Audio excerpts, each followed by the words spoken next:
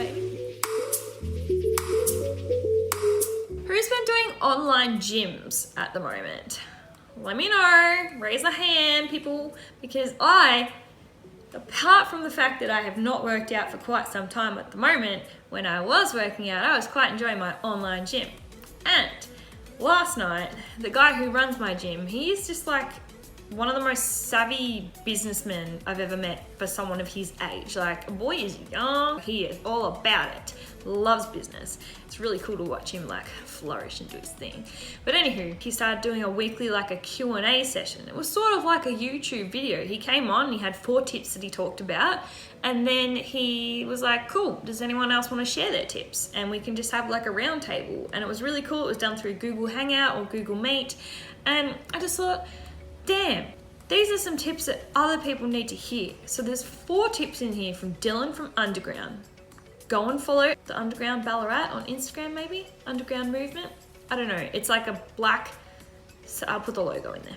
Good content. Some of these are from him. Some of them are things that I thought of while we were doing the video, that I thought, these are A, things I need to implement right now, because go getting chonky in ISO. And B, we love to learn, we love to share. We share with each other, so here I'm gonna share with you. Get a smaller plate. If you like the way you eat and diets scare you, I get it, okay? So what he said was, instead of getting a normal sized dinner plate, I'm really scared that the lighting's gone gross now because the sun just went behind a cloud. Yes, come back, give me that natural lighting. Bitch needs a ring light. Get a smaller plate so you can still eat the same stuff that you would normally eat, but you're just eating a smaller portion of it. And if you do it properly without, you know, like just piling it like the freaking Leaning Tower of Pisa on your plate, whatever, then you will notice changes. Smaller plate, smaller portions. Eat your food in a different order. And this is funny because he said it and I was like, oh, I do that. You know, if you've got like a plate and you've got like veggies, say meat and like potato, like chips or scalloped potatoes or something. He's like, instead of eating the potato and the meat first, and I was like, yes, that's me. I go straight for the potato. So eat your veggies first, then the meat, then the potatoes. Like sort of go like your, you know, your fresh produce, your veggies, followed by your protein, and then your carbs. And he's like, because otherwise, if you're full, you're gonna have left your veggies for last, and really they're the ones that are the most important, so you probably should eat them first. So change the order in which you eat your meals. I'm excited because I thought that was genius. Eat regularly. So one of the reasons he said people overeat is because they're bloody starving. So set yourself some alarms, or even do the like a decent brekkie, decent lunch, decent dinner, and then have like some snacks in the middle, like either side of lunch, or whatever works for you. But eating and snacking regularly will stop you from having a little cupboard sesh. Then Dylan explained about a thing called Parkinson's law, and it was cool because he used it as a money example, which I think we can all relate to, especially barefooters out there.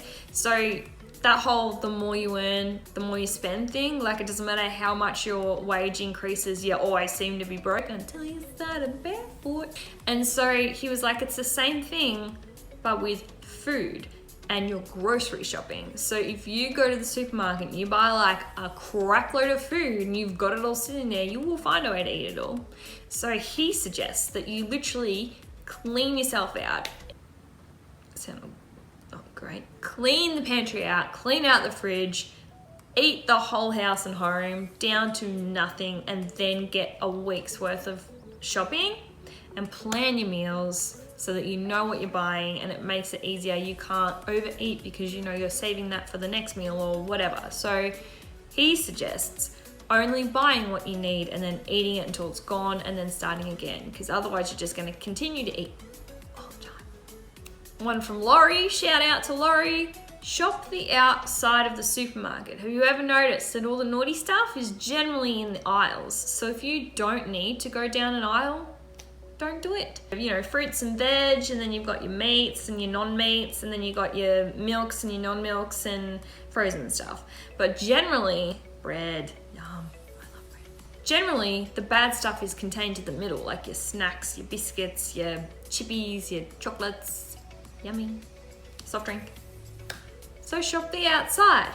And adding on to that tip, Dylan suggested, shop Aldi, because sometimes, for example, I haven't been to Aldi for ages, but if you're craving Tim Tams, right? Say you normally would get Tim Tams and that's your downfall. If you go to Aldi and they don't have like the actual brand Tim Tams, they've just got like the German equivalent or whatever, like Tam Tims, then you're probably not gonna get it, because sometimes that's just enough to deter you and be like, no, like, I mean, it's a chocolate biscuit, but it ain't no Tim Tam, yo.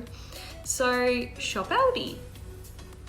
Just don't go down the middle, or you will come home with a friggin' 10-man tent. Like, we know that.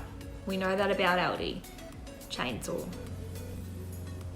Whatever. Eat your breakfast. We know this, don't we? Yes, we do. Breakfast is the most important meal of the day.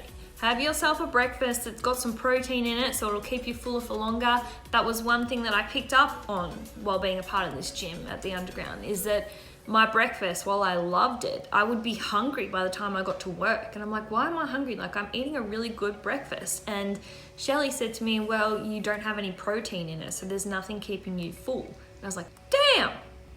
So I added tofu. And now I literally, what time is it? Like 11 o'clock? I'm not hungry.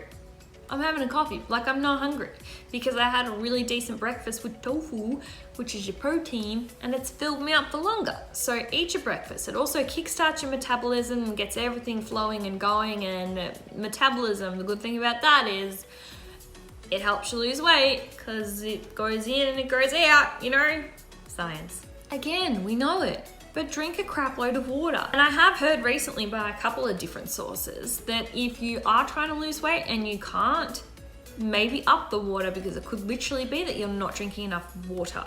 So you might feel a little bit like you're drowning for a while there, like too much water, but just give it a go and see if you get good results or not.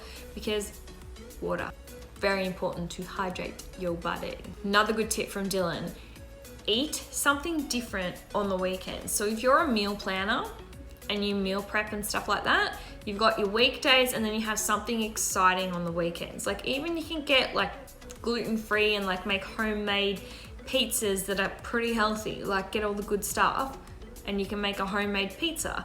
A, you're gonna save money. B, it makes you feel like, oh cool, I'm having something different, and it will curb that need, or not need, curb that want for takeaway. But it's also that like, I really don't feel like meat and veg again, or like chicken, broccoli and rice, you know? If you have other different options there for the weekend, you're not gonna have that craving to go out. You'll have something that you'll look forward to as a different sort of a treat meal, and you won't want the takeaway. So you're saving money and you're saving your belly fat.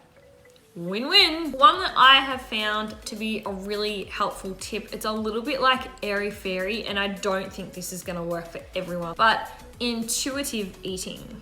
I know, but hear me out.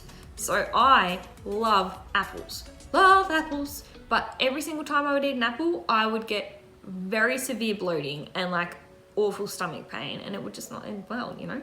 So after ignoring that for years and just being like, but I want my apples, I love apples, I then decided, let's just take it out of the equation and see if my tummy is better off for it, which it was. Shocking. And I've just started to make a note. It's literally a note in my phone of foods that seem to irritate me, and I'm steering clear of them. So if I can just make a note, and you can do the same, just make notes of things that don't sit well with you, or even give you that like gross regret feeling afterward, put them in your phone, note them down, and listen to your body. Okay, so they're my little tips for you, courtesy of Laurie and Dylan and the Underground Ballarat. So thank you for watching. Please leave a comment with your tips and tricks, and subscribe if you're not already subscribed. Subscribe. Share this video with a friend in the group chat. You know the drill. I will see you in my next video. Bye. Thank you, bye.